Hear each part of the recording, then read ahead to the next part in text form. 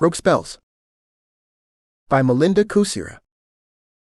A Cursebreaker companion novel. What's in a name, Redix? Many things. This is just a reminder. Since names are protected by privacy laws, we chose to change the names of all non-fictional people mentioned in this tale except our scribe.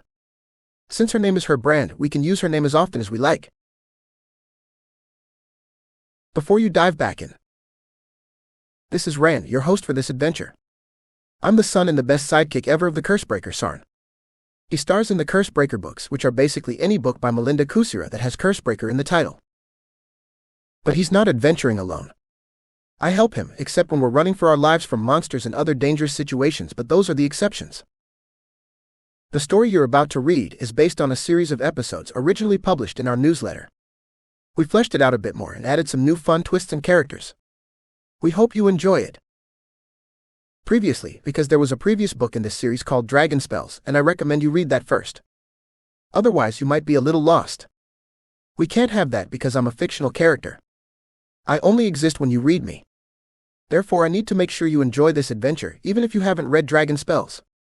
But you should read it. It's a fun book. That said, we're not doing a prologue because we don't do prologues. But in our newsletters, we've always done a short recap each week to remind you, our dear reader, what happened last week. Since our newsletter is one gigantic serial adventure, these little recaps help remind you about what's going on. So here's your recap of Dragon Spells. Don't worry if you haven't read it yet. There won't be any spoilers in this recap. How will I do this without spoilers? It's my special talent. So here we go. What happened in Dragon Spells? A lot of things. The dragon who delivers our newsletters, also known as the Newsletter Dragon, found a way to escape our world, a high fantasy place full of magic and adventure and oodles of other dangerous things, and somehow she managed to get to your world, the real world. If you want to know how, you need to read the previous book. We figured all that out in Dragon Spells, so I won't rehash that here. But at the end of Dragon Spells, we discovered a much larger problem when the good orb and the bad one collided. What are those orbs and where did they come from? You'll have to read Dragon Spells to find out. That's where my part of this tale begins, right after they collided. Meanwhile, back in the fantasy world where I was born and raised, Bear discovered how the dragon reached our world, but a magical book ate him. You'll have to read this book to find out if he escapes and rejoins us. We also need to do something about the psychotic clockwork angel who's bearing down on us. Oh, I better go take my place next to Papa under a strong shield where it's safe. I'll let you get on with the book. Wait. I forgot to tell you there's an alternative version of Robin from the Robin of Larkspur series and my aunt from the His Angelic Keeper series, and that rounds out our cast. Everyone else is either someone from your world or a regular in the Cursebreaker books. We hope you enjoy Rogue Spells. There's a lot of rogue magic running amok. Hopefully we'll tame some of it. Have an awesome day or night if you're reading this in the evening. Thank you so much for reading our book. Remember, fictional characters only exist when you read us, so read our books often, please. And don't forget to tell your friends, family members, neighbors, and even your enemies about us. The more people who read us, the more real we become. Sincerely your favorite character, Rand, son of Sarn. I'll destroy you. The green glowing sphere protecting us from a wave of debris flickered. Uh-oh. That was bad. I squeezed Papa's leg as that debris slid closer. It was taller than me and full of sharp things like broken cinder blocks and pieces of metal. If it fell on us, we'd get hurt real bad. Papa, why'd your shield flicker?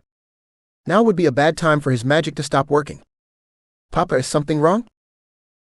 Papa sank to one knee, forcing me to let go of his leg. He rubbed his forehead as his shield guttered. Something's interfering with my magic again. How can that be? The bad orb is gone. I glued myself to his side and he hugged me as a laugh rang out, startling us both. You idiots, don't you know what that dragon left behind? Metalara pointed at something small and metallic crawling around the rubble. What's that? I stepped away from Papa to get a better look because the metallic lady stood on top of the debris that was trying to fall on us. But I'm short, so I needed someone to pick me up. I crashed into Papa's flickering shield before I took 3 steps and it bounced me back to his side where I belonged. The metal object the Newsletter Dragon had dropped rose as it shook, and metal tubes extruded from its rounded edges as a clockwork insect unpacked itself and doubled in size. What is that? I watched its transformation in awe, and I wasn't the only one. It's an agent of chaos. Get away from it. Auntie Sylvan pushed Uncle Murrin and I behind her. She spread her long arms wide to keep us there, but Papa didn't move, earning him an annoyed look from his twin. That means you too, bro.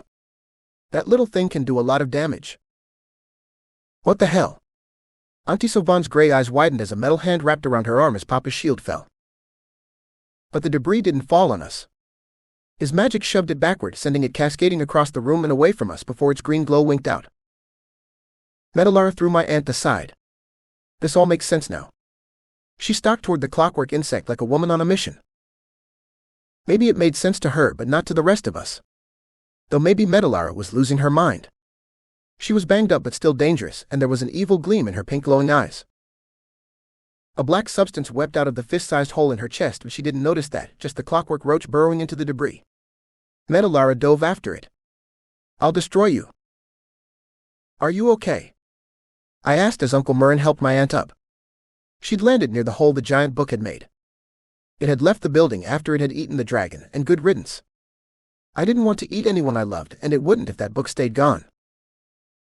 Yeah, I'm fine, no thanks to Miss Psychopath over there.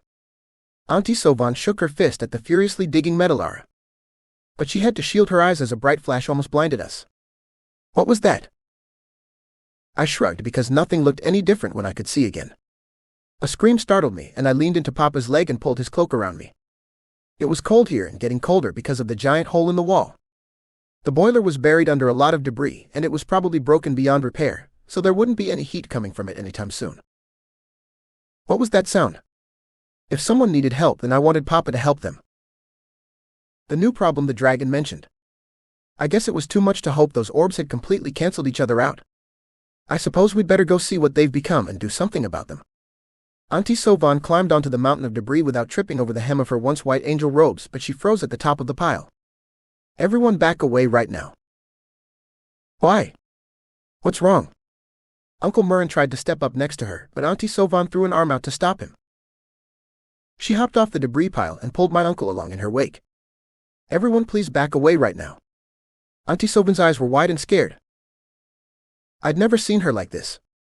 Until now I thought nothing could ruffle my aunt, but something had. I craned my neck to see around Papa. He liked to stand between me and potential sources of danger, like the heaps of debris covering the floor in unsteady piles. But some pieces were precariously placed. They could fall at any moment, so he'd put me behind him where it was safe. But his body blocked my view. No fair. What did you see? I asked my aunt when she drew even with Papa and blocked my view even more. Drat. What is it? Papa grabbed her arm, stopping her. We have to go now. Auntie Sylvan pulled, but Papa held fast to his twin. I should be draining you, but I'm not. And I'm glad you're not. This is the most time I've spent with you since you returned from the dead. Papa stared at her. I'm still dead. I haven't returned. I'm just visiting until an angel drags me back to the afterlife again. But we really need to, Auntie Sylvan pointed. Papa rolled his eyes as he cut her off mid-sentence. You're missing the point. No, you haven't made any points, but you just interrupted mine. Auntie Sylvan met Papa glare for glare. She was a feisty one, and that inner fire was burning away her fear. Will you quit it? I'm trying to have a serious conversation with you. Papa shook her. Quit what? Auntie Sylvan raised a brow in challenge. Bickering with me. Papa rolled his eyes. I don't remember you being this contrary when you were alive. Oh, but I was. You were just a lot quieter then, so I had to verbally spar with other people while you watched and enjoyed the show. But that doesn't change the fact that we need to go now. Auntie Sylvan stamped her foot. She was wearing sandals, so it made a loud thud. Why? It's not like you to run away from anything. Papa held tightly to Auntie Sylvan. Trust me. We should run away from this now. She twisted her arm out of Papa's grip and grabbed my hand. Weakling. Metallara crushed something in her hand, then blew the remains away as she rose.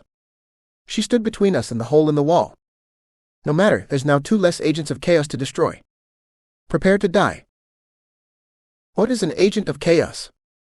Uncle Murrin beat me to the question. No fair. I tugged on his cloak. Hey, that's my question, I said when Uncle Murrin glanced at me. My teenage uncle shrugged. Does it matter who asked if we get an answer? He directed that last part to the metallic lady approaching us at a deadly swagger. Well, no, I said, but I wasn't sure about that, so I bobbed up on my toes and stared at her too. Maybe our combined stares would pull some words out of her. It worked on Papa sometimes. Light glinted off something behind Metallara. There must be some metal in the hole in the wall. They're bad and we should run. Auntie Sylvan backed away, taking me with her. Did you have to destroy this place? Melinda poked Auntie Sylvan in the side when we drew even with her. But I'd wondered the same thing. Auntie Sylvan didn't usually cause property damage, so she looked a little embarrassed at that turn of events. I didn't destroy anything. The book did. I was just along for the ride. Auntie Sylvan shrugged helplessly. Another scream rang out, the one I dreaded hearing. Oh, the apartment building's management association must have finally noticed what was happening, and they sounded angry. I didn't want to meet them because then I'd have to explain how a bunch of fictional characters and a digital dragon destroyed the boiler room. My family had tried to save it, but some things just couldn't be saved. At least no one got hurt except the dragon, but she didn't count. Metallara seized up as a loud clicking sound echoed off the walls. Changes come in threes. She convulsed as the broken gears turned slowly in her chest and her wings glowed a warm orangey pink. They had little gears in them too, and they whirred when she moved. Behind her, an army of clockwork insects scuttled over the debris scattered across the tiled floor, and everything got really wavy and smeary like the world outside the hole in the wall was melting. It couldn't really do that, so I tried not to worry too much about it. Auntie Sylvan backed up until a wall stopped us and squeezed my hand. Sarn, come here, please. What are those things? He asked as he joined us. I grabbed his hand too. Agents of chaos. There's never just one. They always travel in armies. Auntie Sylvan stared at them in equal parts fascination and horror as those creatures flowed over everything in their path, heading straight for Metallara. Melinda. Auntie Sylvan extended her other hand to our scribe. Melinda looked up from her phone after hitting the save button. Is there another way out of this building? Because we can't go that way anymore. Auntie Sylvan nodded to the hole in the wall the agents of chaos had entered through. Yes, up those stairs, but that way might not be safe since one of those beams reduced part of it to a rubble pile. Melinda pointed to the stairs in question. They were next to the entrance to the laundry boiler room. There's a sliding glass door in her apartment too. We could go out that way, I suggested, so I could check on the portal. If things got too scary here, we couldn't escape unless the portal to our world returned. That was the only way we could go home again. Had that portal reappeared? I glanced at the closed door to Melinda's apartment. Thankfully, it was outside the danger zone and hadn't been destroyed. I couldn't go to her apartment until Auntie Sylvan let go of my hand, but her grip was like iron, and Papa was now holding my other hand just as tightly as if he knew what I was thinking. Sometimes Papa was too observant, but he was so tall, all he could see right now was the top of my head unless I happened to look up at him. That was why he often picked me up. Right now, though, I wanted to be in his arms for a whole different reason. A black spot had appeared dead center in that hole in the wall. But it wasn't filling that hole as it expanded. It just looked that way because I was small and looking up at it. That black circular thing must be floating in whatever was turning the world outside this building into swirling colors. I hoped it wasn't a giant finger. Papa and I had faced many dangers, but I drew the line at giants. They could eat me and not notice, and that would make Papa, Auntie Sylvan, and Uncle Murren sad. Maybe Melinda too if she looked up from her phone long enough to notice my demise. Changes come in threes, Metallara sang as she spun drunkenly, scattering the agents of chaos. First the orb, hide it, taking all the power. She raised a second gleaming finger as she spun, arms akimbo. Then launch it into the sky. Watch it fly way up high. Metallara trailed off again and raised a third finger. Then the enemy comes to turn the tide, make chaos win over order. Never again. Not on my watch. She threw her head back and roared. Not on my watch. I will destroy you all. Uh-oh. We were in trouble now. Rogue Mama. Earlier. Mommy. What are you doing? Rosalie shouted as Robin spun the wheel. I'm following that book. Robin hit the callback button on her phone and the call switched to Bluetooth as it rang. Why are we following it? It's just a really big book. Nor did Rosalie sound happy about the unplanned side trip. That's why we're following it. Normal books aren't as long or as wide as an SUV. They don't glow and they certainly don't fly. But this one did, and that made it interesting. Beyond that, she had to follow it. That book called to her as if it was hers, but that was impossible. Robin stepped on the gas as the phone continued to ring. Come on, Strella. Answer the call. I just talked to you. I know you're home. Mommy. Rosalie shouted. What? Robin couldn't take her eyes off the road to see what was the matter now. Don't drive so fast. It's not allowed. Rosalie pointed at the sign, stating the speed limit for this road wasn't as fast as Robin was driving. I know, honey. Robin swerved around another car. Then why are you speeding? Because I don't want to lose that book. And there were quite a few people out for a Sunday drive. Robin hit the gas pedal again as she turned into the long curve. She might have taken it just a tad too fast. But she couldn't lose that book, not until she discovered how she was connected to it. Mommy. Rosalie clung to the car seat. I know, honey. I'll slow down when it does. Robin punched the redial button on her phone screen. Hey, I saw you called a few minutes ago. What's up? Strella asked, and her smooth voice flowed out of the car speakers. Mommy's trying to kill me. Rosalie shouted, and the microphone picked that up. Robin didn't bother to dispute that because her daughter's claim was ridiculous. Rosalie was securely belted into the back seat, and they weren't going that fast. Route 9 North had too many curves for that. Now, sweetie, your mom would never do anything like that, Strella said. Robin, ixnay on the speakerphone, okay? Can't do that. I'm driving, and you should be too. Why? Is something going on? Strella sounded interested. I'm chasing a rogue story up Route 9 North. I just passed the Croton-Harmon train station. It's just a giant flying book. I don't see what's so special about it. Rosalie threw something at the back of Robin's seat. Really? Strella must have covered the phone because her next words came through muffled but still intelligible. Hey cat, get your shoes and keys. No, don't change clothes. No one's wearing pants. PJs are fine. Robin's chasing a story. Strella's voice came through crystal clear again as Kat's hurried footsteps faded. Sorry about that. So tell me about this book while wifey gets her act together. How large is it? 9 by 6 feet by 1 foot. There was writing on the cover. I think it said rogue spells, but it was hard to see. Robin swerved around a slow car. Got it. Okay, I'll search for it on the way.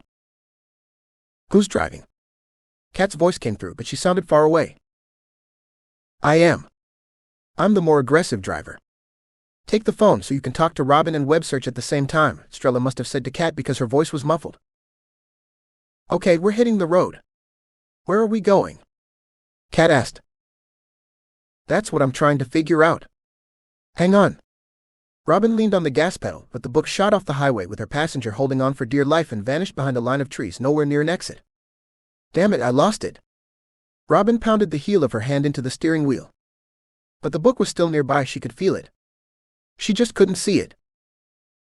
You lost the princess who says she's not a princess too, not just the book, Rosalie reminded her. What princess? Kat asked. Strella must have put them on speakerphone. There was a woman with the book, but she was just a character, not a scribe. What will you do now? What else can I do? I'll take the next exit onto the road paralleling this one and look for the book. I can't believe I lost it. Robin hit the steering wheel again. I'm surprised you didn't go off-road. You are driving a truck. No, there's too many trees. I didn't want to risk it. I'll find that book. Its scribe must be close by. Mommy, there's a book back here and it's glowing. What? Robin glanced in the rearview mirror. Indeed, Rosalie pointed at a purple glowing object as it slid off the seat. That wasn't there before. Nope, it just appeared when the big book vanished. Maybe it's the same book, just smaller. I think you're right. Robin signaled as the exit came up. She barely saw the sign as she turned onto it, stopped for the obligatory traffic light, which was always red on these ramps, and scanned the shoulder for a good place to stop. There was a gravel area a quarter of a mile down. As soon as the light turned green, she pulled off onto the gravel, threw the truck into park, and unfastened her seatbelt. Well, don't keep us in suspense. What do you see? Narrate for us, Strella shouted over the Bluetooth. Kat probably held the phone. Well, it looks like a normal-sized copy of the same book we were just chasing. Robin leaned between the seats to get a better look at it. Rosalie shook her head. No, Mommy, not we. You were chasing the big book. I was just along for the ride. So noted, Robin muttered as the book flipped open. What's it say? Rosalie poked her arm when she didn't reply. I can't read it upside down. Robin reached to turn it, but the book spun on its own to face her. Lines of orderly text striped the page, and among them was her name and her daughter's. Coincidence? Possibly, but Robin doubted it. What does it say? Your captive audience, who I might add is driving right now to join you, wants to know, Kat said before Strella could. Robin paged through the book. It's a bunch of jumbled notes about some orbs, chaos, order, and a bunch of weird scientific terms like entropy, negentropy, which sounds made up, and syntropy. Well, that's not any better. Someone clearly took creative license here. Skip that. Magic doesn't work all that well in this world, Strella said. Don't I know it, Robin muttered, and her daughter gave her a sour look. That's because we don't have a castle. All the movies and books with magic in them have castles, but we don't have one. So no magic for us. Rosalie waved her scepter around and almost hit Robin's arm by accident. Watch where you swing that. Plastic hurts. I'm still right about the castle.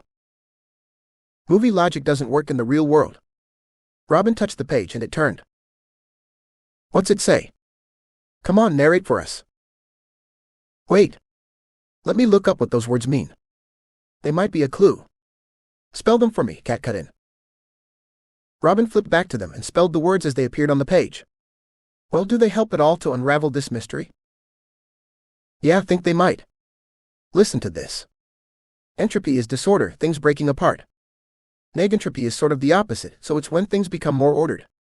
And syntropy is when things come together and get ordered in complex enough ways to create life, the stars and the planets, etc. It sounds like you found a physics book. Strella tapped her fingers on the steering wheel when Kat finished speaking. What else is in there? Robin flipped through a few more pages and skimmed the text for clues. The rest is all jumbled. I can't make sense of it, but there's something about a dragon and a metal lady. What do you make of that? Robin asked as the page shivered under her finger as she touched the text. The letters shook themselves out and fell apart, spilling disconnected lines down the page where they clumped together into a person. The drawing grew more and more detailed as it rose and faced her. What in the world? Robin trailed off as a loud boom sounded nearby. How's it doing that? Rosalie grabbed the book and lifted it to look under it, but there was just the same pale gray upholstery that was everywhere inside the truck's cab. Put that book down. I don't think you should touch it. Robin reached for it when her daughter didn't comply and took the book from her. The drawing had reformed into a picture of her in armor, holding a sword. Robin stared at it as she dropped the book. The image broke apart into lines again. The book landed on its back and gravity forced it to close like a clam, hiding its disturbing imagery. Rosalie grabbed her arm. Mommy, how could the picture have your face? I don't know. But that wasn't entirely true. A thought niggled at the back of Robin's mind. It was something she'd said to Sovan, but she couldn't recall what. That whole conversation was a little fuzzy now that she thought about it. A white line appeared in her peripheral vision, and Robin stared out the window at a beam shooting up from a brick building on a hill. It was partially screened by trees, but there had to be a road leading up to it. Did that beam keep going into space? Clouds revolved around it. Was that beam syntropic? If so, what was it creating? Or was it the opposite? Robin shuddered at the thought of everything in her world breaking apart. That sounded like something she ought to avoid. Did you figure out what the boom was? Strella asked. Yeah, and you're not going to believe it. Robin scanned the opposite side of the road for an intersection and spotted something that might be one over a small rise. A second beam shot out of the building, confirming her guess. Drive, Mommy. Rosalie kicked the back of her seat as that beam headed straight for them. I see it. Robin slid back into her seat and buckled herself in before throwing the truck into drive. Did you find where that giant book went? Kat shouted over the phone as Robin threw the truck into drive and shot forward. The beam struck a squat building and blew a large hole in it. Maybe. And there was a road leading right to it unless she was wrong. Robin didn't think she was. Don't touch that thing. Rosalie. Are you listening to me? Don't touch the book I left back there. Robin checked for oncoming traffic. I heard you. Drive. Rosalie pointed with her scepter at a series of brick buildings that peeked out of the trees along a steep hill as a third beam shot toward their truck. Robin swerved out of its way. Now you want to find it? What changed your mind? It wasn't interesting before. Now it is. Go, Mommy. There aren't any cars coming. I looked. Hey, some directions would be nice, Strella said. Otherwise, your backup will be late to the party. Remember that barbecue place? Head there and take the next left. Tell me when you get there. I should have more precise directions by then. Robin spun the wheel and cut back into the lane. She floored it to the next intersection and took that left turn hard. Thankfully, the street was wide and there was a grassy shoulder between her and the restaurant. But she'd needed every foot to make that sharp turn. Take the next left, Mommy, and slow down, please. You're going too fast. Rosalie held onto her tiara as Robin took that next turn only marginally slower. She braked hard to avoid a collision with an SUV exiting a driveway. It's 3 lefts as near as I can tell, one after the other. Got it. We'll be there in 10. Less if Strella keeps driving like a maniac. I am not, Strella shouted over Kat's shout of "2. Okay, I'm ending this call. See you when you get here. Robin cut the connection and put the truck in park right there on the side of the road. Or was it a driveway? It might be both since it led into a garden apartment complex.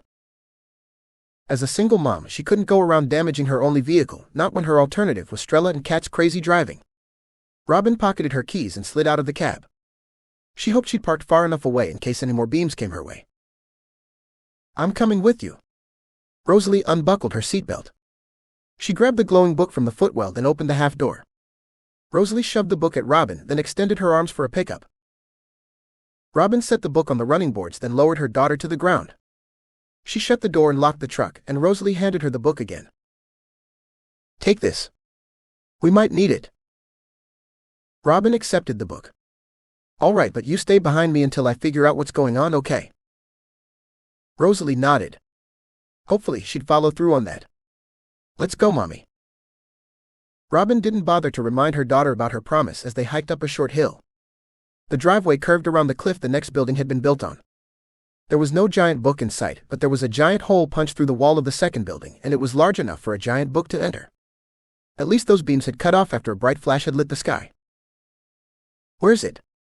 Rosalie peered around her leg. I think it's inside the next building down. Robin nodded to it. Why is it in there? Robin didn't know, but maybe one of the people milling around the parking lot staring at the sky could fill her in on what was going on. Clouds revolved around a black object which looked a hell of a lot like the black holes in the science program she secretly binge-watched. What is that? Rosalie pulled on her pants. Something bad. But not something she could do anything about until she found that rogue scribe and got her to rein in her story. Robin grabbed her daughter's hand and hurried to the first building. She put her back to it and peered at the giant hole in the wall of the next building. The wind whipped her hair, and Robin was glad she'd braided it that morning. Otherwise, it would be in her face right now. I should call this in. But Robin had left her phone in the truck. Technically, she had called for backup. It just wasn't the official variety since Kat and Strella were a freelance outfit. What would she say if she did call 911? Hello, I'd like to report a black hole in the sky. The dispatcher will think I'm nuts. Robin shook her head and put that thought out of mind. No, she'd continue with her original plan. It was the only one that had a prayer of working. She just needed to find the scribe responsible for this runaway story. Rosalie screamed, and she pointed to the giant book reversing out of the side of the building. It parked itself in the middle of the driveway, blocking the road out of the development. Robin crouched down to soothe her. It'll be okay. Mommy won't let anything harm you. But neither could she stand by while innocent bystanders were in danger. Robin felt the weight of the oath she'd sworn. She no longer had a badge or any official backing, but those people needed to move away from the shaking book. Purple light spilled out of its restless pages, and Rosalie clutched her harder, burying her face in Robin's shoulder. Shush, it's okay. Something disturbed its pages as the cover lifted just enough for a teddy bear to crawl out of the far side of the book. Muffled voices traded barbed insults as the creature crawled toward the crowd. Should she stop it? What is that? Rosalie pulled away from her to get a better look, and Robin let go, but she grabbed her daughter's hand. If only I had a weapon. Robin regretted leaving hers at home as the book that had appeared in her car flew out of her hand and struck the teddy bear crawling away from the giant book. Well, that was one way to strike something. Robin pulled her daughter behind her and braced for a reaction. Please let my insurance cover it. Return of the Bear. When Bear stopped falling, he landed on a purple glowing bridge spanning a spangled black gulf. Stars twinkled in that darkness. Below that bridge, other bridges crisscrossed through that starry space. Where did they go? Had the newsletter dragon somehow found the entrance to one of those bridges? She must have. How else could she have reached Mount Eredrin from her cyber lair? Words appeared on the bridge written in light, but they changed as Bear read them. At least I now know how that dragon traveled to Mount Eredrin. The answer had been there all along. He'd just been too dense to see it. Books had always been portals to other worlds, and they led to bridges like this one. That dragon had found the entrance to a bridge in a book. It was probably the same book he'd used, but her copy had been digital because Melinda, the scribe writing it, stored some of her drafts in a digital cloud where that dragon could easily reach it. I need to talk to her about that. Perhaps cloud storage wasn't the best idea when a dragon was running amok through her storyverse. Since he'd solved that mystery, there was no reason to stay here. Bear hurried across the purple glowing bridge to its end, which was the same purple glowing hoop he'd seen countless times in Sarn's cave. As Bear stepped through that portal, he landed on a giant book surrounded by strange vehicles. Some were damaged, but others weren't. There was also a giant hole in the wall of a brick building. That can't be good. Clearly, I missed something important. I better find Ran and find out what happened here. A metallic object gleamed in the light falling through that hole in the wall. But his body shrank and grew rounder and less anatomically correct before he could get a good look at it. His paws rounded, and he lost all dexterity while his head and belly swelled until they were disproportionately large. Bear teetered on his furry ball-like feet until he flopped onto his bottom. Underneath him, the book shook, and a familiar snout poked out of the pages. "You forgot something," the newsletter dragon said. She looked as strange as an ink drawing. Instead of lines, she was made of tiny blue ones and zeros. It gave her a stippled look that was rather fetching and less blinding than her usual glow. "Why are you inside a giant book?" Bear narrowed his button eyes. "What were you doing inside one?" The newsletter dragon gave him a knowing wink. "I don't know what mischief you're up to, but I'm trying to find Ran." Bear eyed the dragon. Was she up to her old tricks again? "I'm not up to anything," the dragon snarled. "Go find your little human." "Sure you aren't. You exist to cause trouble." Bear rocked on his bottom and tipped over onto his side and cursed. He pushed up to all fours, but that was as far as he got because he now carried all his weight in his belly and head. Who designed this bear? If I ever get my hands on that person, I might hurt them for making this a lot harder than it needs to be. How the hell do other stuffed bears get around? I do not. I exist to ensure the security of Melinda's subscriber list. The newsletter dragon glowed with indignation. And who's doing that while you're here causing trouble? Bear tried to stand, but his head was too big and heavy for his stuffed body, which had no damn bones to support his weight. How will I find Ran when I can barely move? There wasn't enough magic in the air to reshape his body to resemble an actual bear either, or he would have done so already. Oh well, that couldn't be helped. He'd just have to manage as best as he could in this top-heavy body. They're quite safe.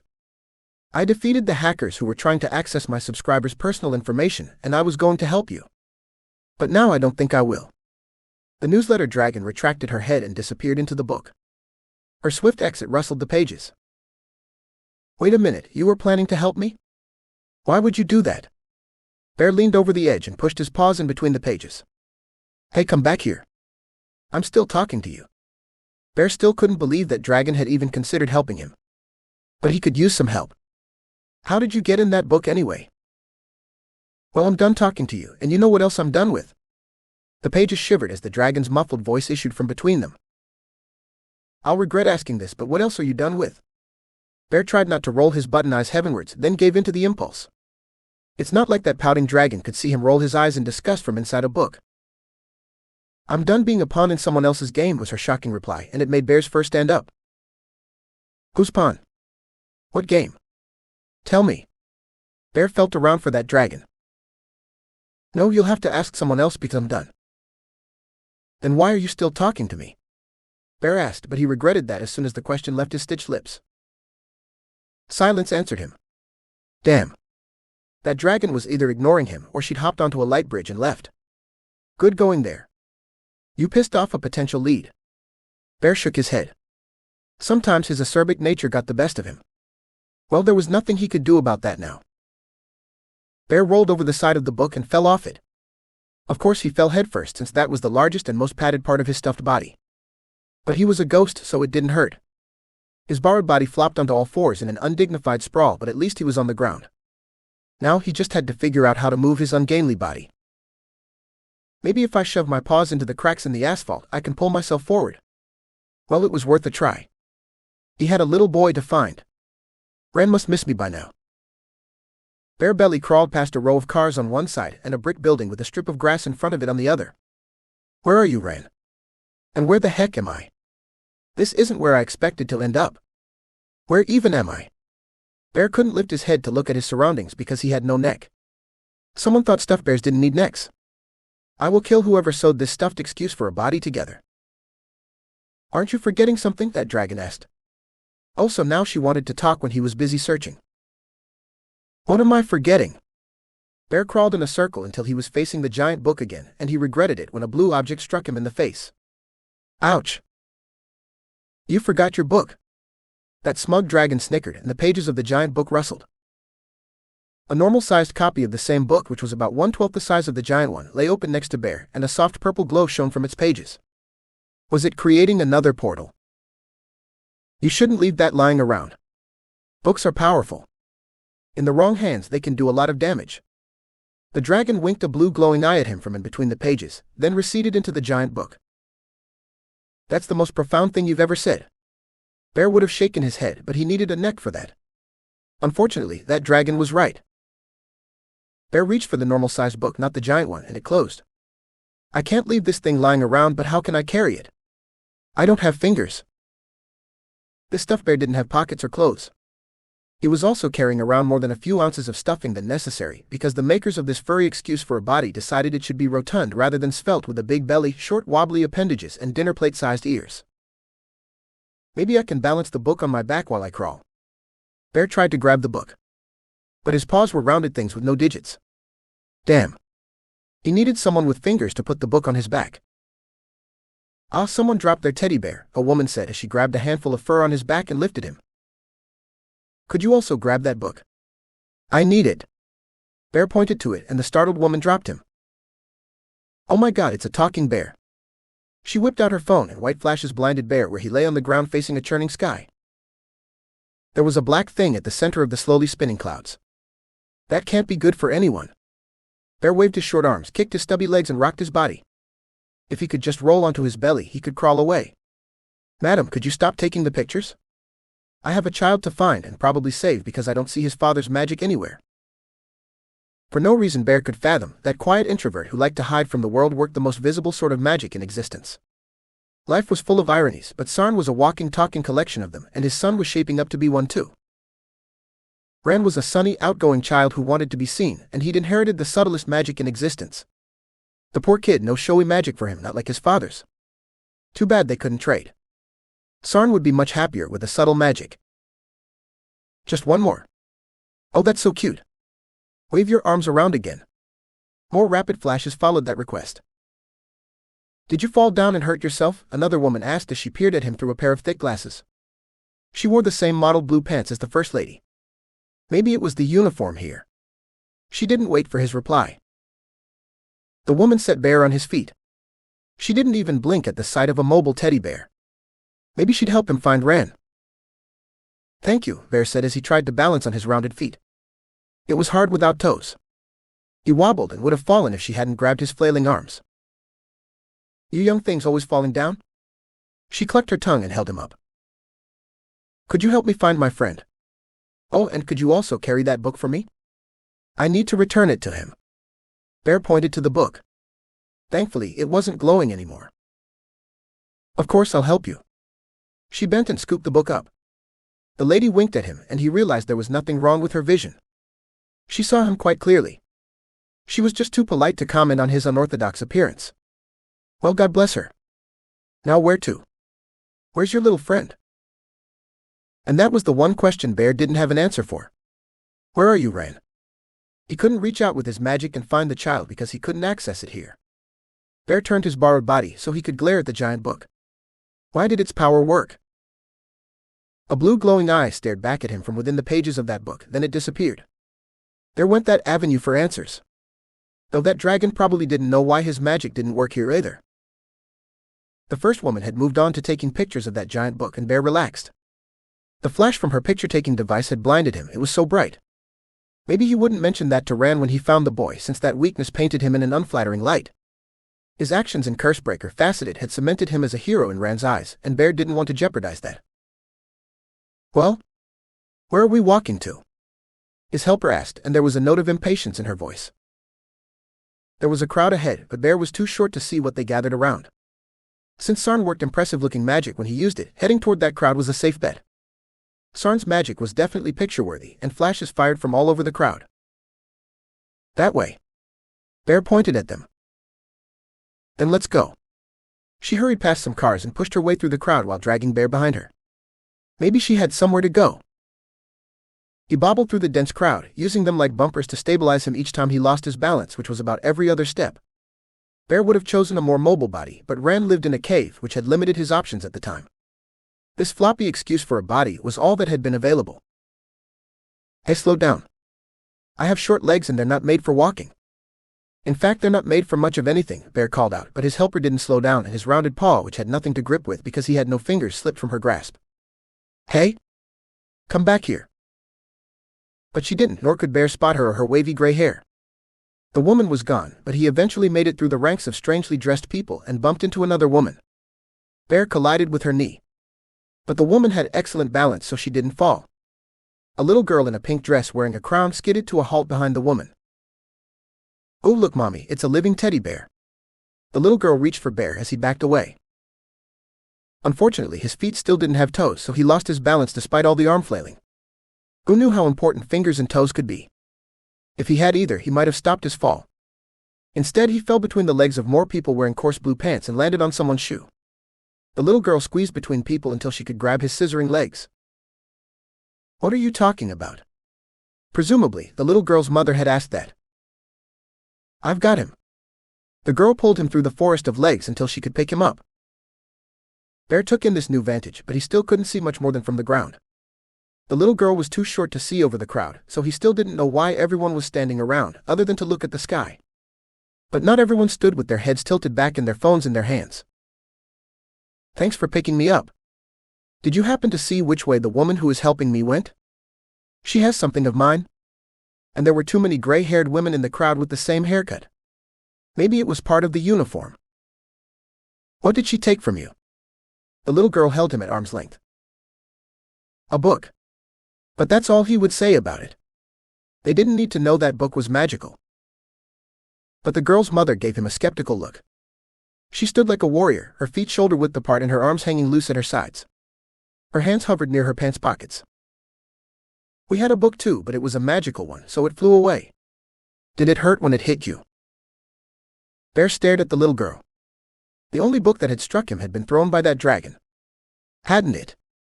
He hadn't seen her throw it. Could it be the same book this little girl claimed they'd lost? "Rosalie, I don't think we should be talking about that," her mother said in a warning tone. She had dark hair pulled back into a braid, and a red leather jacket with a patch of a sword and a book on her shoulder. She wasn't wearing the same pants as everyone else in the crowd, which identified her as an outsider. "Oh pooh. I can talk about a magical book with a magical bear. That's like a requirement or something." Rosalie twirled her star-topped scepter. Her mother didn't respond right away. She was busy scanning the crowds, and she must not have liked what she saw because she scowled at something only she could see. "Come here." She caught her daughter's hand and pulled it away from him. "Where are we going?" the little girl asked as her mother pulled her through the crowd. But she remembered Bear before he could protest, and she curled her arm around him, holding him tight against her chest.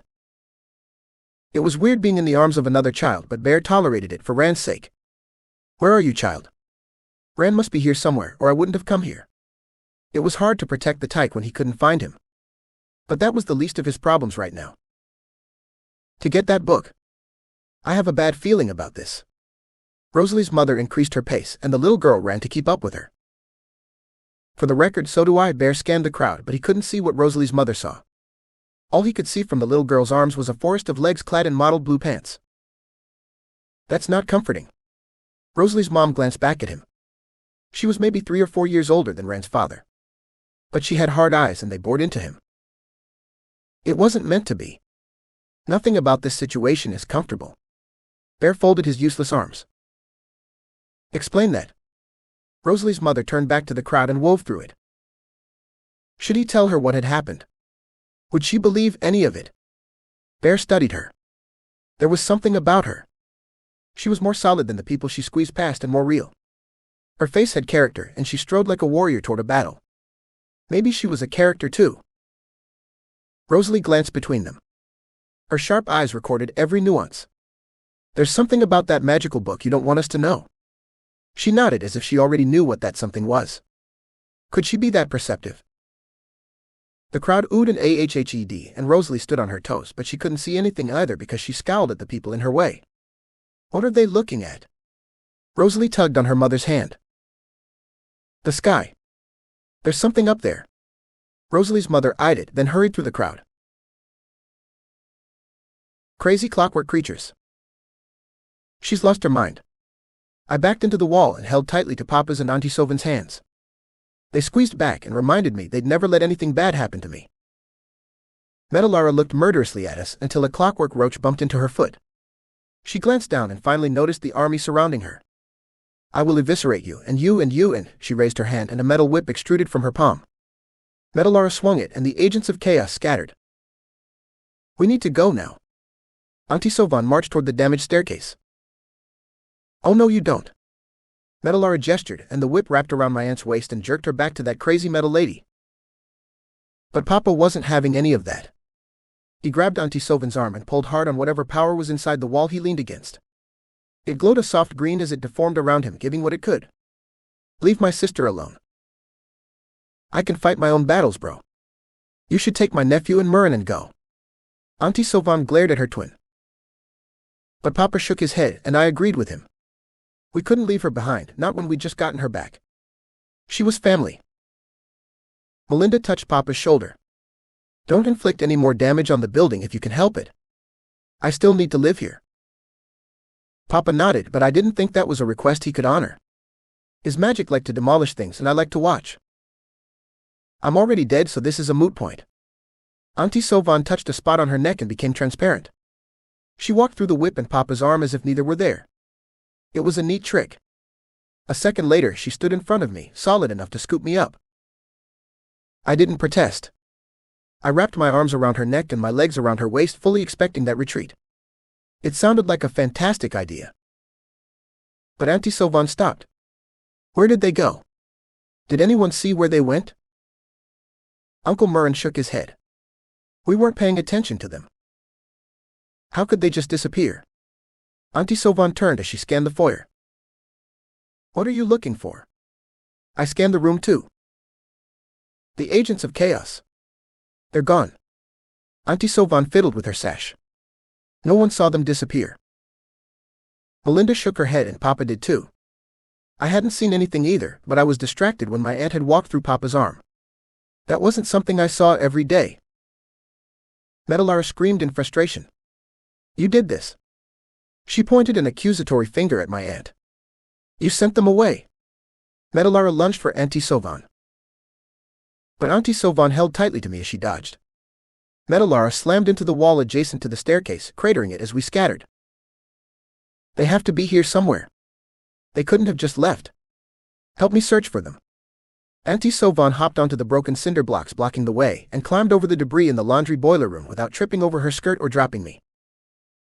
How did her skirt move out of the way like that? She wasn't wearing trousers like Papa, Uncle Murin, or me. Her dress was ankle-length and my aunt was a tall woman. She was only a few inches shorter than Papa and he was practically a giant compared to most men. Maybe her clothes were enchanted. A soft gold glow surrounded my aunt. Maybe that glow kept the hem of her skirt from getting underfoot? Why can't they be gone? I looked, but I didn't see the telltale gleam of metal anywhere, just broken bricks, cinder blocks, drywall, dirt, and debris from the fight. Somewhere under all of that was the remains of the boiler system. They came here for a reason, and I don't believe it was just to show their faces. Auntie Sovan shifted me, so I sat on her hip. She bent and pushed some of the smaller pieces of rubble aside, searching for the agents of chaos. Maybe they came to distract you from a larger problem. Uncle Murin pointed at the hole punched through the two apartments above this room, to the spinning clouds in the sky. There was a black disk at its center. So that's what happens when you slam two opposing orbs together. Interesting. Melinda pulled out her phone and made a note of that. But Papa hadn't followed us. He still stood in the foyer. "What are you doing, Papa?" He didn't answer, but his magic surrounded him. Rocks and cinder blocks floated past him. They piled up around the clockwork woman, and Metallara screamed as Papa walled her in. The rocks and debris fell so fast they blurred. When they stopped, I couldn't see Metallara anymore. "That won't hold her for long," Melinda said without looking up from her phone. She was still typing away. Later, I'd be glad she chronicled the entire adventure, but right now it was annoying. We had to keep moving her away from danger. "It just needs to hold her for a little while." Papa caught the last brick and slammed it into place, sealing Metallara in for now. He staggered over to us, but his magic kept him from tripping over any loose debris, even though he never once looked down. That was so cool. His magic had so many useful applications. I hoped mine would too someday as I reached for him. Auntie Sovan needed both arms free to search for the agents of chaos, and I only weighed a fraction of what Papa could lift even without magical assistance. He could carry me around for hours on end when situations required it. A metal fist punched through the wall in the foyer, and rocks rolled down her makeshift prison as Metallara clawed at it. It wouldn't last for more than a few minutes at most. Angry voices made me turn. Uh-oh. Our scribe's neighbors had been drifting back into the upper level of the foyer. They had to duck to peer down at us. When their glares fixed on me, a murmur went through the grown crowd at the top of the short staircase. They wanted their heat back, but the boiler system was broken and buried, and it was partially our fault. "I'll handle this. After all, they're my neighbors." Melinda headed for them, but Uncle Murrin stuck his arm out to stop her. She'd have to pass the struggling Metallara to get to them, and that psycho had a long reach. Either they don't understand the danger they're in, or they do and they just don't care. My uncle shook his head. Either way, they're responsible for their own safety now. We've warned them many times. They didn't listen then, and they won't now. Let them take their pictures. We can't stop them. Melinda gave her neighbors one last glance, then nodded. Most of those gathered were retirees who'd shown up armed with canes and other handy devices they could swing at anyone who came near them.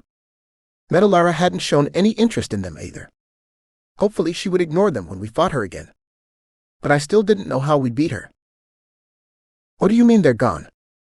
Metallara glowered at us through a chink in the stone wall between her and us. "You must know where they went. You're working for them." Metallara curled her lip in disgust at my aunt. Auntie Sovan clenched her fists. "I'm not working for them. I'm trying to find them." Auntie Sovan threw the cinder block she was looking under at Metallara, and part of the wall crumbled, freeing that psycho's head. "Don't help her." Uncle Murrin grabbed the brick my aunt had just picked up. My mouth might have hung open for a moment. I thought for sure he'd egg her on. Why shouldn't I knock that smug grin off her face? She's the one who trapped me in that giant book. Auntie Sovan pointed at the hole that object had made in the wall. "Wait, you were trapped in a giant book?" I wanted to hear that story. That sounded like an interesting adventure. Yes, and it wasn't a fun experience. I don't recommend it. Auntie Sovan folded her arms. But she didn't provide any details, not even when I made a tell-me gesture. Darn. I'd have to get the full story later. Uncle Murrin shook his head. "Don't strike her. That's what she wants. Don't give in to her. Be a good example for your nephew." He nodded at me. I picked my jaw up off the floor again. Who was this sensible person? Because he wasn't my uncle. But his argument worked. Auntie Sovan glanced at me, and her whole manner softened. But she was still my tough aunt. "When did you get so wise?" She strode away from the debris she was searching through and hugged my uncle. "But I'm right, aren't I? Can I get a thank you?" Uncle Murrin cupped a hand around his ear and waited. Auntie Sovan elbowed him in the ribs. "Fine. You're right. Happy now." Ecstatic.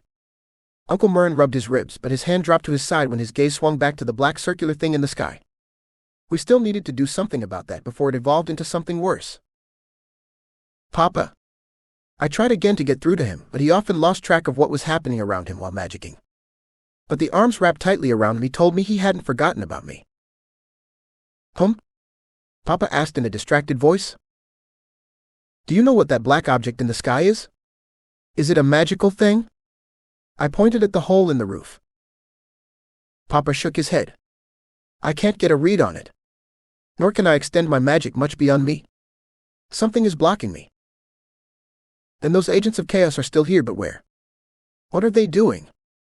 Auntie Sylvain spun as she scanned the rubble surrounding us. But no clockwork insects appeared. Maybe they weren't in this room.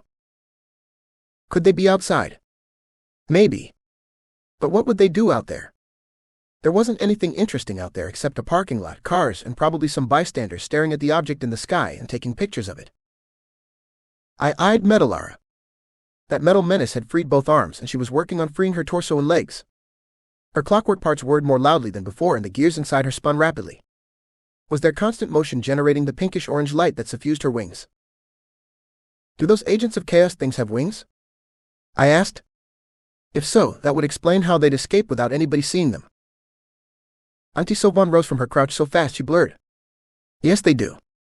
I forgot about that. Could they have come through the hole in the sky? I pointed at the black disk surrounded by glowing clouds. Auntie Sylvain shrugged. Maybe. Before now, I've only encountered them in the gray between. I don't know how they would have left there and come here. Wait, you do know. Give me a second to bring up that story. It happens in your 4th book. Melinda tapped her phone as we all looked on in surprise. Her hand glowed as she used her scribal powers. What was she doing? Auntie Sylvain strolled toward Melinda, but she stopped after only a few steps. What are you talking about? I only have 1 book, don't I? My aunt froze as glowing words flew out of Melinda's phone. As they surrounded her in a spinning vortex of words and light, Auntie Sylvain threw her head back, but she didn't shout anything. Are you okay? I reached for her, but my hand stopped just outside the light swirling around her. It wasn't a shield. I didn't know what that magic was or what it was doing. But it must have been dangerous because Papa set me down so he could investigate it. At least that's what I think he was doing. Why else would he circle his twin? Except Papa kept staring through the hole in the ceiling, so maybe he was investigating the object in the sky. Since we desperately needed an answer about that too, I left him to it. Yeah, I think I am. Auntie Sylvain sounded more confident, and she seemed more solid as the light and words faded. Was that even possible? What just happened? Uncle Murren asked before I could get the words out. It was a bad habit of his. I think I received an upgrade. I know everything now. Auntie Sylvain rubbed her forehead. Thankfully, her dark hair was braided. Otherwise, it might have stood on end from all the magic in the air. Good, then you could tell us because we're still confused. I kicked a rock and sent it rolling down the pile of rubble under my feet. Sorry. I was mistaken. I don't know everything. It's complicated. I just got 3 books worth of content dropped into my head. I need some time to sort all that out. Auntie Sylvain pressed both hands to the sides of her head to keep all that content inside her mind so she could assimilate it. Why does she need all that stuff? I was still confused about that. What had happened in those 3 books that had been written since we started this adventure that had any bearing on what we were doing now? When I wrote Dragon Spells, I had only written 1 book about Sylvain, so I didn't know much about her. She didn't have many lines in your books. Melinda shoved her hair out of her eyes. It was long and brown like my aunt's. In fact, everyone in this room had brown hair except Metallara, but she was made of metal, so she didn't have any hair. Ixnay on the book mentions okay? Uncle Murren glanced meaningfully at Papa. We didn't want him to know about those books since they were about his life, and he was an introvert. But I had to press on. I needed more information about these other 3 books that starred my aunt. But you just said you've written 3 more books about her since then. I tried to squelch the jealousy that flared up at the thought. Melinda should only write books about me and Papa, not about other people. I checked to make sure Papa was still staring through the hole in the ceiling and hopefully magicking up a solution to that problem. I didn't want him to overhear this conversation. Papa didn't know there were books about us, and I needed to keep it that way. But it was getting harder with every book that came out. Eventually, I'd have to tell him, but not today. I caught my uncle's eye, and he nodded. We were in full agreement about this. We wouldn't tell Papa about our books today, and probably not next week either. Yeah, her series now has 4 books in it, and yours has 8, 9 if we include the other prequel. But it's not as directly tied to your series as the 8th book. Okay, I'll stop talking now. Melinda finally noticed the pointed glances we were giving her. She typed something on her phone, probably a note not to talk about our books in front of Papa again. We were too nice to tell her to shut up, so those pointed looks were all we had. My aunt had been quiet throughout all of this, and that wasn't like her. She was as talkative as my uncle and me. Papa was the quiet one. I turned to her. Are you sure you're okay? Yes, I'm just assimilating everything. It might take a while before I can access everything I knew in those other books. I didn't like the sound of that. We needed answers now. That army of tiny clockwork creatures hadn't done anything to worry about yet, but I wanted to know as much about them as possible before they did. After tangling with an armored dragon, I didn't trust anything made of metal. But that thing in the sky was a much more immediate threat. It was growing more ominous by the moment. If I suggested my aunt forget about the agents of chaos, she would balk. I had to be smart about shifting everyone's attention to the bigger problem.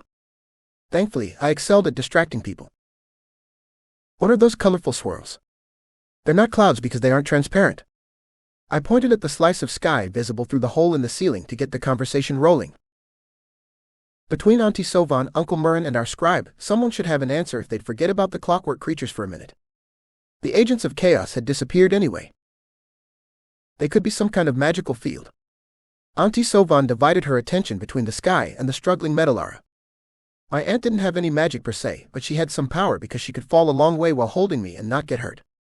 That happened in Cursebreaker Sundered and his angelic keeper Hidden. Wouldn't they glow if they were? Because they don't. But something is backlighting them. Uncle Murrin stroked his chin in thought. That was a good point, though. How can you tell? Auntie Sovan climbed over the rubble to join him. If you stand here, you can see the light leaking around that object. Uncle Murrin pointed at the rays of light fringing that object. Well, it's not Papa's magic because it's not green. It had been a few minutes since my last attempt to rouse him, so I tugged Papa's pant leg. Do you know what's happening? Changes come in threes. Metalara spread her glowing arms and a current arced between her hands. She kicked free of the remaining stones, encasing her ankles. Why did everyone feel the need to throw electricity around? Papa. When he didn't immediately answer me, I tapped his leg until his magic rolled over my hand and stopped me. It didn't want me to disturb him right now. Why not? I could ask his magic, but it wouldn't answer me. It only talked to Papa. He was so fascinated by that black object, he extended his hand to touch it. I put a stop to that real quick by tugging on his trousers. Papa? You're scaring me. I put extra tears into my voice because they never failed to bring him back to me. I don't know what's happening. Stay close to me, Papa said in response to one of my earlier questions. It was probably the last thing he'd heard before his magic had dragged his mind off to look at something. Before I could say anything else, Papa picked me up and hugged me tight. I rested my head against the solid wall of his muscular chest. Whatever that dark thing was, it couldn't hurt me when he held me like this. I've got you. Everything will be all right. You'll see, Papa whispered into the top of my head as he headed for the hole in the wall the giant book had made. I nodded and returned that hug with interest, but I had a bad feeling about this. Where are we going? Outside, where the void is, was his cryptic response. Was he channeling Bear or something? Papa was never this opaque. What void? What are you talking about? What is a void anyway? Could someone please explain that? But no one did. Papa climbed over everything in his path until we were outside. Electrifying upgrade. Metalara swung the electrified whip in her hands at Sovan, but she dodged. The whip struck a pile of rubble and exploded it, raining more debris on them. Wait, we're on the same side. Sovan held both palms out in a double stop gesture. But that creature didn't stop. No, we're not on the same side. You're working for the agents of chaos. Don't deny it. You have their mark. Metalara swung her whip again. This time that metal maniac aimed for the rubble between her and Murrin, sending the topmost pieces flying. Sovan rushed to shield him, but she didn't have any magic to build a shield with. Sarn did. Why isn't he shielding us? Since Sarn didn't send a shield their way, Sovan shoved her younger brother aside. When was this crazy clockwork creature ever on your side? Murrin seized her arm so she couldn't walk away like she planned. He'd asked a good question, though. She was working against the agents of chaos, and so was I. Technically, we were on the same side. But we didn't work together. Nor did she react well when we met. Sovan dragged Murrin away from another whip strike while she let that understatement settle in and get comfortable in his mind. No way would she tell him what had happened. That would be her little secret unless he bought a copy of the book and read it. According to the contents of the third book Melinda had dumped into her mind, Metalara had choked her. But Sovan couldn't die twice, so she just reappeared somewhere else in the gray between. The incident had left no permanent damage behind, thank God. But it wasn't the kind of thing she should discuss with her brother. He might worry about her when there was no need. What do you mean by she didn't react so well to that? What did she do? Murren stuck close to her as she zigzagged through the piles of rubble. Somehow, despite him limping, they stayed 5 steps ahead of Metallara. But they were running out of room to dodge. The laundry room wasn't that large. Should she tell him what had really happened? Come on. You can tell me. I'm your brother. There's nothing you can't tell me. And the more you beat it around the bush, the more worried I'll become. You don't want to worry me, do you? You might knock precious years off my life. Murren squeezed her hand. He had a point there, and his brown eyes melted her resolve. Sovan didn't want to worry him. I can take care of myself. I know. Murren grabbed her arm when the rocks underfoot shifted. But the whole point of having a family is for them to worry about you and ask invasive questions. And you're avoiding the issue. What happened? She tried to strangle me. But thankfully, I'm a ghost, so I disappeared and reappeared somewhere far away from her. Sovan shrugged. Why wasn't that creature attacking their scribe? Melinda hadn't moved since the fight had started. She just kept typing away on her phone like she wasn't in the middle of a war zone. Wow. She really doesn't like you. Why did you say she's on your side? I wouldn't consider someone who behaved like that on my side. But I have standards. Murren ducked and the whip sailed over his head and hers too. Well, she did pull me out of a trap once, but that was the one-time deal. Sovan stayed hunched over as they circled the room again. This time she looked for a weapon or anything she could use to shield Murren from another attack. She also teamed up with my allies at one point, but she's forgotten about that. Maybe she needs an upgrade? Melinda, how about you get on that right now? You can chronicle what's going on later. It's not like you'll forget. You never forget a story idea or a scene. Murren waved to get their scribe's attention. I could try that. It's a good idea. Melinda nodded and typed, but she didn't move as they raced past her, and Metallara didn't swing her whip either. Stop running so I can destroy you, abomination. Metallara cracked her whip, but Sovan zigged and pulled Murren along in her wake. I'm full of good ideas when you give me lines. Murren grinned to soften his tone. Point taken. I'll try to include you more, but it's hard because your brother is such a loner, and the Cursebreaker books are primarily from his point of view. Melinda tapped away on her phone. Hopefully she'd do whatever she'd done before, so Metallara could get that upgrade and maybe a personality adjustment. But that might be beyond even their scribe's powers. So I should talk to him about including me in his adventures. Sovan cut in. She liked that idea. There's enough books that star you. Melinda swiped something on her phone. Murren shook his head. It wouldn't help anyway. Trust me. I've tried that already. Sarn wouldn't include himself on adventures if he had a choice. He's boring like that. He's not boring. Sovan bristled at that insult and lost her footing on the uneven ground. The whip struck a nearby rock and it shattered as she went down on one knee. Sovan rose and pulled Murren away from it as Metallara swung the whip again. Sarn isn't boring. He's complicated. Melinda glared at Murren for insulting him, but her eyes glazed over as an idea popped into her head. And so are you all. That's why I like writing about you. Don't worry about asking him. You'll all go on many adventures together. I just need to write them down. Melinda noted that on her phone. How's that upgrade coming? Are we any closer to it because we're running out of room to run? Murren stumbled over some debris, but Sovan kept him on his feet. Melinda blinked as if coming out of a dream and stared at the phone in her hands for a moment, long enough for them to circle the room again. But she must have recalled where she'd left off because she tapped the screen like crazy. I'm having a hard time doing that. I haven't written as much about her as I have about your sister. Metallara isn't as fleshed out. So that upgrade's not coming anytime soon, huh? Damn, because Sovan was running out of ways to dodge, and it was difficult to keep from tripping over something since every time that whip landed it created more debris. The whip struck the wall beside Sovan and pieces of cinder block shot toward her. They struck her angel robes, but they couldn't penetrate them. Are you okay? Murren nodded and hobbled on, but he winced with every step. Yeah, you were between me and the wall, so I should be asking you if you're all right. Well, are you? Murren glanced at her, then dropped his gaze to the pile of rocks underfoot. Yeah. I'm dead and hard to damage. But Sylvan was tired of running in circles. It was dizzying her. Unfortunately, they had to keep Metallara contained, and that meant keeping her in here. There were too many people outside to risk taking the fight out there. How about that upgrade? Are you any closer to finishing it? I'm doing the best I can. Give me a few more minutes. There. I think I've got it.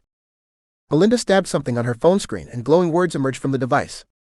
But they had no effect on the clockwork woman chasing them. The words fizzled when they got anywhere near her. Why isn't it working? It worked like a charm on me. Sylvan wove around the fading words. She didn't know what would happen if she or Murren touched them and didn't want to find out. One upgrade was enough for one afterlife. I don't know. It might not have worked because there were only a couple of chapters from her point of view and they were short. Unfortunately, in those chapters she was like this. Melinda waved her phone in the air as she talked. And the other appearances that she made in my books? Sylvan prompted her. They were from other characters' points of view. But that's not a bad idea. Maybe I need to expand the upgrade to include those chapters, even though they're not from her point of view. Give me a second to pull all that together. Melinda tapped her phone screen again. Hopefully she'd produce the right result this time. If you think it'll work, do it. Murren leaned on Sylvan as they made another circuit of the destroyed laundry boiler room. That left them with a problem. How could they keep that clockwork creature busy and away from their scribe while she worked? The whip struck the wall again and this time part of it collapsed. Sylvan shoved Murren out of the way, but she couldn't get clear of it. Rocks pelted her and tears coursed down her face from the dull pain each hit sent through her muscles, stopping her in her tracks, but no bones broke. Sylvan chucked a cinder block at Metallara and it bounced off her head, momentarily stunning the psycho creature. Metallara weaved as she tried to swing the whip again. I'll destroy you, abomination. She'd repeated that every time she'd swung the whip at them. She seemed to be stuck in gear. Sylvan threw another cinder block at her, but it missed when Metallara stepped to the side. Damn it. A shield would come in handy right now. Where did Sarn go? He was just here a few minutes ago, and where's Ren? Please tell me he didn't wander off. But he was small, so he might have. Hopefully, Sarn was with that adorable child. There was no sign of them here. They left the building about the time the fight started, Melinda said without even looking up from the phone she was typing on. How did she know these things? Why didn't they return? Don't they hear what's going on? This isn't a quiet fight. Sylvan threw 2 more rocks at Metallara. If she could knock that creature off balance, then maybe she could avoid that whip for a while. Melinda shrugged. I don't know. I haven't written that chapter yet. But if you had to guess. Murren prompted her. It's probably his magic. I'll bet it wanted to show him something and he followed its lead. He was holding his son then, so he took Ran with him. That made sense. But he hadn't even spared a backward glance for his siblings. They exchanged glances. Did Murren feel as left out as she did? Sarn hadn't even checked if they were okay. Had he even noticed that Metallara had escaped the wall he put up? Probably not. His magic might have put up blinders to keep him from seeing that since it had wanted him to go outside. Even so, he should have checked on them by now. His magic shouldn't control him, he should control it. At least that was how it was supposed to be. If it wasn't, then that was a much larger problem and not one Sylvan could resolve right now. I got it. If you could swing by me, I think that upgrade will work now. Melinda tapped something on her phone and glowing words swirled around her. They spiraled outward until they engulfed Metallara in their expanding radius. Melinda waved to them. Get down. I don't want you to get caught in the upgrade. Let's go outside and see what our brother is doing.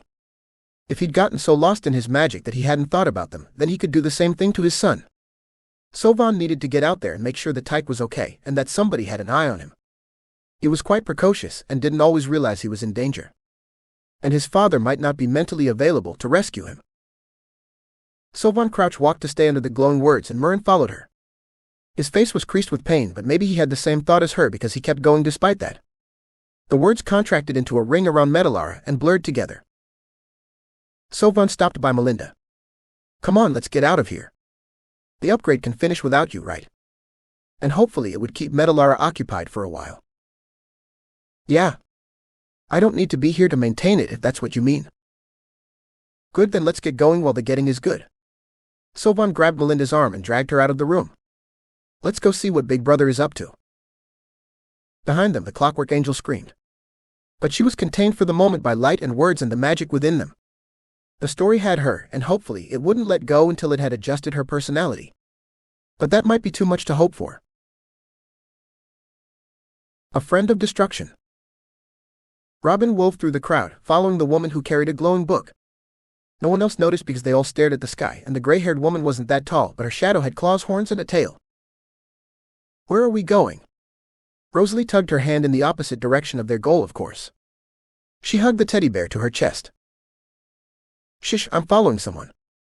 I think she has your book. Robin assumed the soft glow lighting the woman's tracksuit came from that book. It was reason enough to follow her. Can you see where she's going? Bear asked. No one else had noticed the stuffed toy could walk and talk. Maybe the residents saw that sort of thing every day. Who knew what they got up to every day? This place had a weird vibe. She's headed for the end of the parking lot. But there's a chain-link fence there. Robin squeezed between two picture-taking couples and lost sight of her quarry for a moment. When she found her again, the old woman's gray hair darkened and grew out until it passed her shoulders. Now you don't see that every day, she muttered as she tugged her daughter in her wake. What did you see? Rosalie asked as she stepped on the back of her combat boots. The woman I'm following changed her hair. You mean she took off a wig? No, I mean she changed her hair from gray to brown and lengthened it. Her clothes changed from a tracksuit to jeans and a hoodie. But she still has the book? Bear asked. Robin nodded as the woman left the crowd behind. She wasn't an old woman anymore.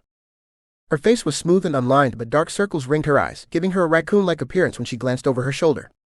Her jeans blackened and a spiked collar appeared around her neck as she flipped through the book in her hands.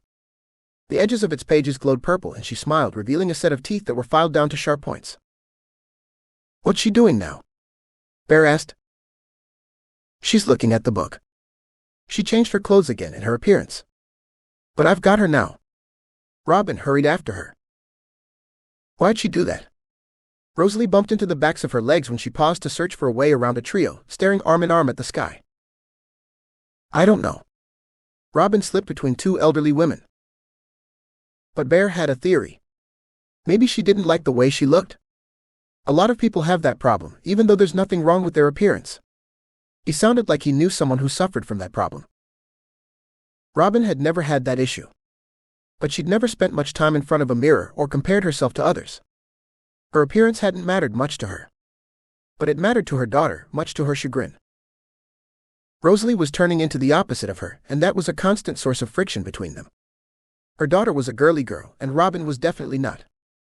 But she had nothing against being girly, it just wasn't her thing. Robin never wanted to be a princess or a mother. She'd wanted to be a knight in shining armor, but the world didn't need a knight anymore. Mommy! Rosalie tugged on her hand. What? Robin glanced at her. Rosalie clung to her hand and hugged the animated teddy bear to her chest with her other arm. Nothing seemed amiss. The crowd still stared at the sky and took pictures of it. How many pictures did one need of an object in the sky? They were probably posting it online to all their socials. A few of them might even be live streaming it like it was sports match. Robin fought the urge to roll her eyes. Not everything needed to be broadcasted to the entire world, but she lived in a time when everything was fair game. Rosalie pointed at the sky. We should get Bear's book back, but what about the thing in the sky? Should we run away from it? And what about these people? Should we tell them to go away too?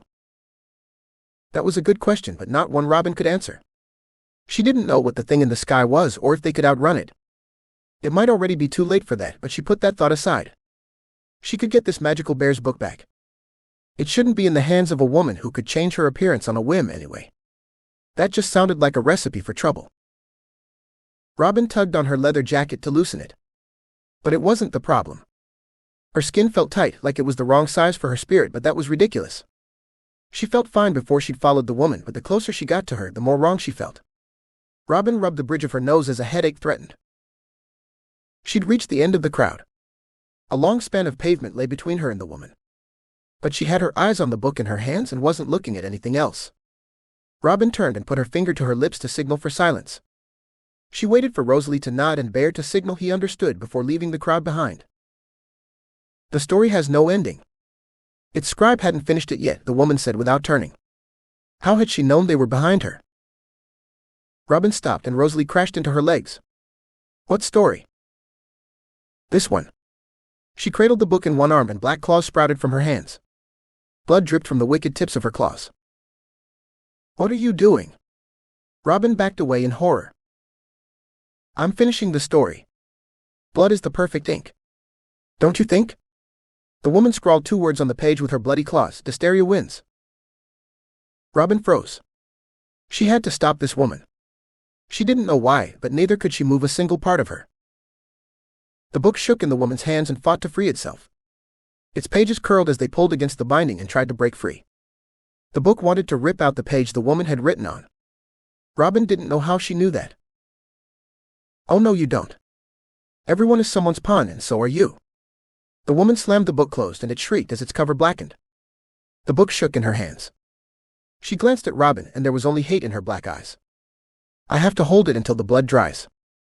Then the story will be set and the ending too. Who knew how long that would take in this cold weather? For once Robin was glad it was winter and the temperature was only slightly above freezing. She should have made Rosalie wear a jacket, but that was one fight she just hadn't felt like having, not when her daughter had made it quite clear that she would not cover up her princess dress despite the weather. At least she'd gotten Rosalie to put on long johns and 2 long-sleeve shirts under the dress. For everything there's a price, Bear said from behind her. What's the price for what you just did? Or is what you just did payment for something else? How did you know about that? The woman glared at Bear. He wasn't frozen, but he also wasn't anatomically correct enough to walk over and challenge the woman, not while her daughter held him. Robin couldn't tell if Rosalie was frozen because she still stood behind her. You'll find out in a moment. The woman held the book aloft and shouted to the sky. It's done. Uphold your end of the bargain. Above, the clouds wheeled and darkened. Thunder grumbled off in the distance, and a bolt of power slammed into the woman. A horde of insects flew toward her, but she was frozen too. Let what was written be done, another woman said from a long way off. As the book floated out of the woman's claws, clockwork insects swarmed around her until she disappeared. No! Stop that book, that troublesome bear shouted. But the wind carried the book away and it exploded, sending pages everywhere. They drifted in the wind and Bear tried to catch them. Mommy, I don't feel so good. Robin turned her head. The rest of her body still wouldn't budge. Mommy, what's happening? Rosalie held out her arms as they disappeared. The rest of her body vanished too. Robin stared at the spot her daughter had occupied as she also faded. The world grayed out. Barely in time. What void? I asked again. I hoped this time I'd get a response. But the odds weren't in my favor. Papa's eyes were pools of green light, and I doubted he saw anything other than what his magic showed him. But his arm tightened around me, so he knew I was there. That was something at least. Papa? I need an answer. I patted his arm and tried to reach his face. He was well over 6 feet tall, and I was maybe half that when I stood on my tiptoes. But I wasn't standing, I sat on his hip. I waved my hand in front of him instead. That would have to do. Sorry. I didn't mean to worry you. Papa glanced back at the closing door and the steps, which were still intact. The fight with the dragon had only destroyed the laundry room and some of the apartments above it. But the building still stood tall despite the hole in its roof. I hoped it was still structurally sound enough for our scribe to live there. Papa's magic could tell, but I'd ask him later when he wasn't busy. Then tell me what's going on up here. I pointed at his head. My magic just keeps telling me to go now, but it doesn't tell me where to go. Papa looked at the ground as if that could tell him what to do. So that's why we're headed away from the crowd. That didn't make sense to me, but his magic didn't like people that much. Uncle Murren and I were the exception. Papa pressed his lips into a tight line and didn't answer. Maybe it wants you to do something about the object in the sky. Has it figured out whether it's a hole or something else? I let my voice trail off. I didn't want to think about what else that thing could be. It might be the void he'd mentioned. I won't let it hurt you. Papa rubbed slow circles on my back as a cold wind cut through my wool garments. I shivered and leaned into his chest. I forgot it was winter here, and winter in New York was just as cold as winter in Shiari. Don't let it hurt you either. I might be small, but I'd noticed Papa's tendency toward martyrdom, and I needed to stop that somehow. Papa needed to live forever. I'd already lost my mother. I couldn't lose him too. I clutched him tight and tears burned my eyes. Of course I will. I don't want to die. I have too much to live for. Papa held me tight, but the fear that I'd lose him someday wouldn't go away. Not even when his magic wrapped around us. But we had a job to do, so I dried my tears on his tunic and got on with it. Why are they just standing around taking pictures? I asked to change the subject, but I did want to know. Normally, people run away from danger. They don't stand around admiring it. At least they don't in our world, but that could be dangerous where we live. I grew steadier as I talked and the shivers stopped. But I was still cold every time the wind blew and it kept stealing my warmth. Papa stood at the edge of the crowd, either unwilling or unable to confront it. Unlike Uncle Mern and me, Papa wasn't a people person, so he hugged me tight against his chest and hunched down to make a smaller target of himself, even though the crowd hadn't noticed him. They all gazed in wonder at the sky, the swirling clouds and the dark thing at their center. Had that dark thing grown larger since I'd last looked at it? I squinted at it and tried to estimate its size, but the clouds didn't come with handy measurements, and there was nothing up there I could use as a reference. Is that black thing a doorway, a portal, or something else? I pointed at it again for emphasis. More glowing clouds spun around that black thing hanging in the sky than before. That was about the only thing I was certain of. Papa shook his head. It could be anything. This place is much more advanced than our world. I smiled.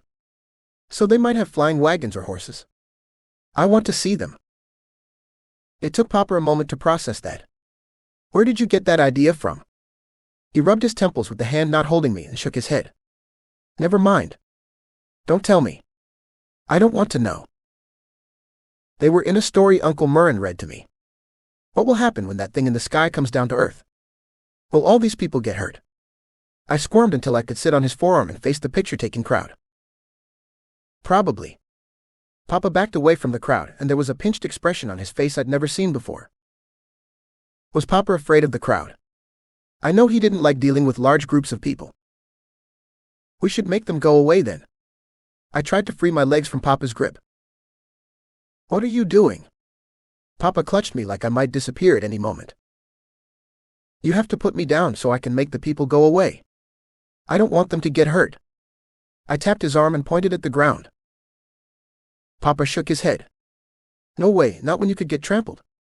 He backed up and put more space between us and the crowd. I stared at him for a moment with my mouth hanging open. I hadn't thought of that. I looked at the crowd. Would they really trample me? How could anyone trample a little kid like me?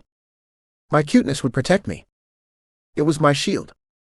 But how could I convince Papa that I'd be safe? We have to send them away and find our scribe. I can't see her, but there's too many people in the way, so I don't know if Melinda's just on the other side of the crowd. Did she follow us outside?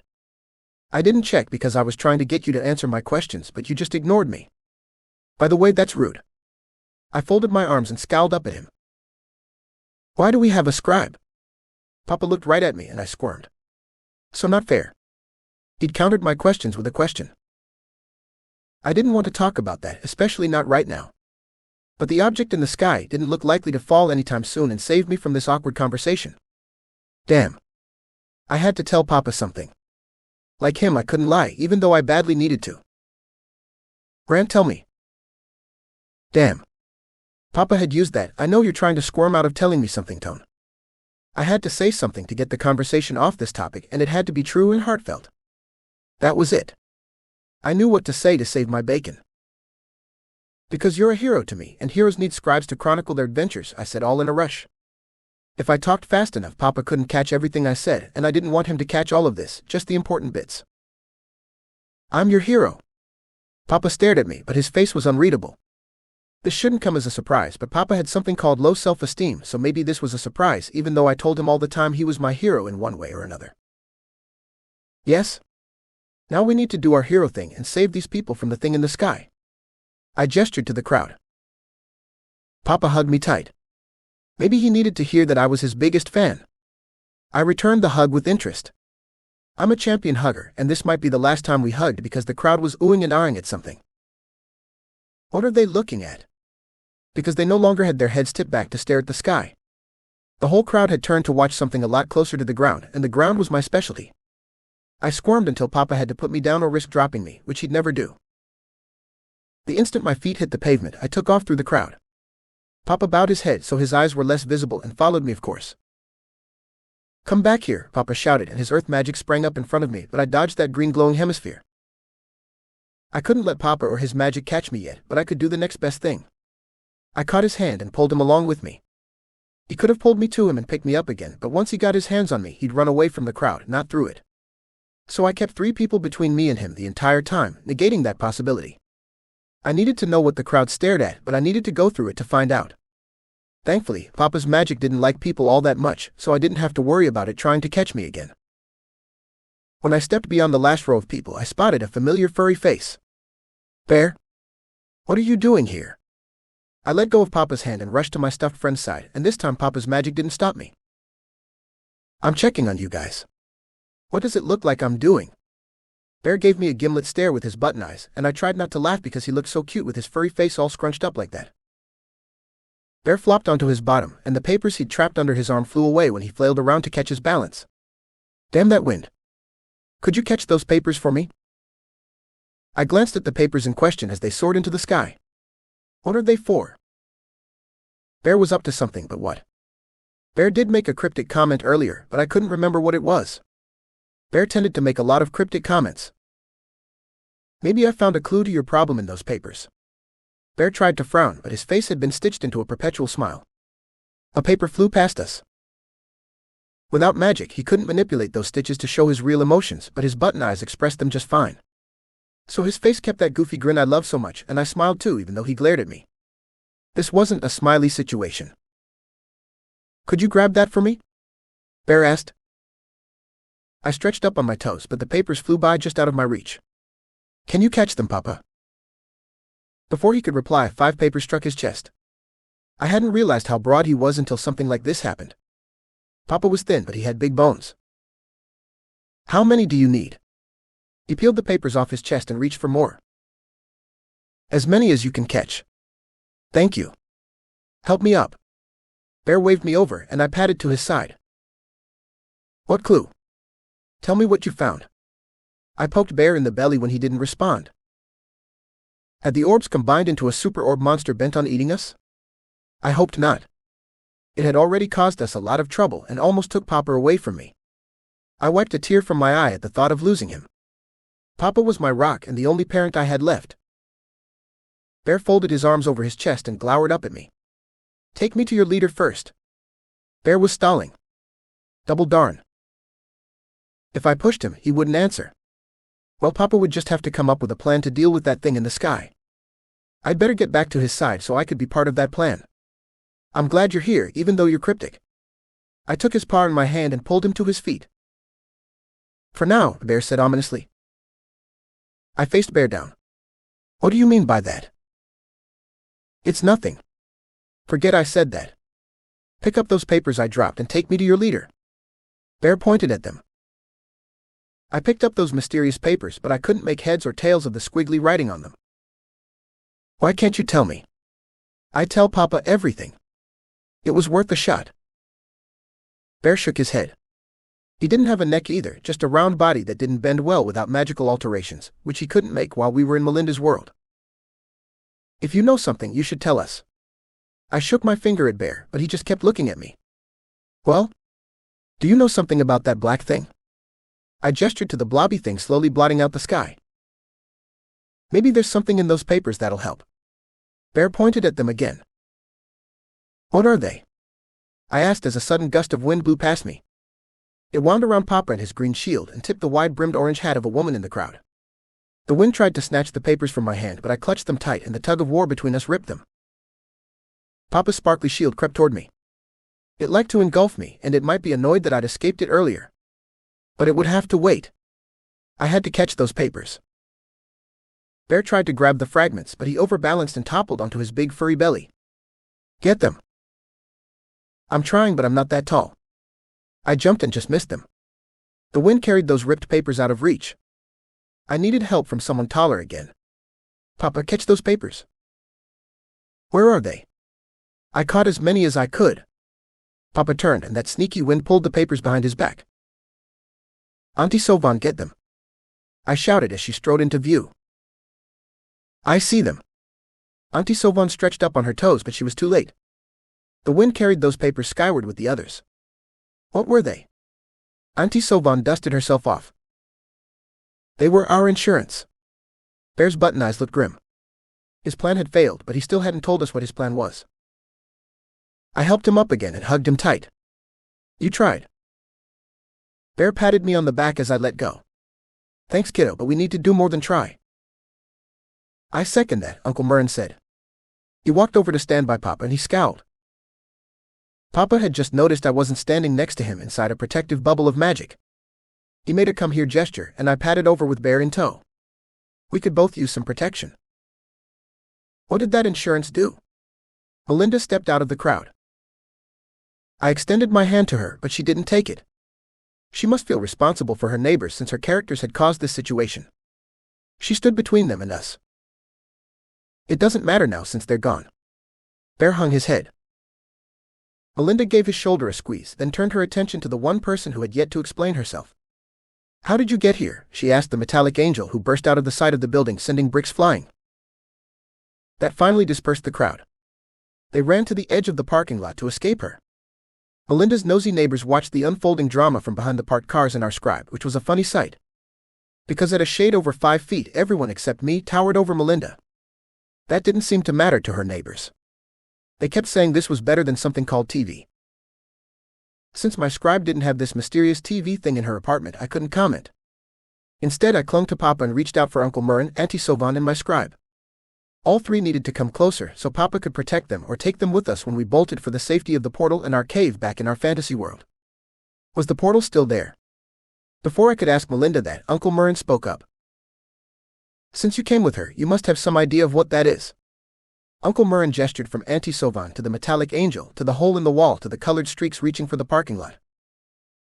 What were those streaks anyway? I asked, but everyone was too busy looking expectantly at Auntie Sylvain. Uncle Murren and Melinda were right. She had shown up with that angel and the strange orb. I'd forgotten about that in all the excitement. Auntie Sylvain opened and closed her mouth, but no words came out as a flush crept over her face, just like it did when her twin, my Papa, got flustered. It was odd to see such an expression on Auntie Sylvain because she always seemed so unflappable, but not this time. I'm not sure how that happened. One minute I was arguing with a guardian angel, and then next I was climbing out of a giant book. Could we work out how Auntie Sylvain got here later? Those streaky things are coming closer. I pointed and everyone looked, but the bystanders didn't run away.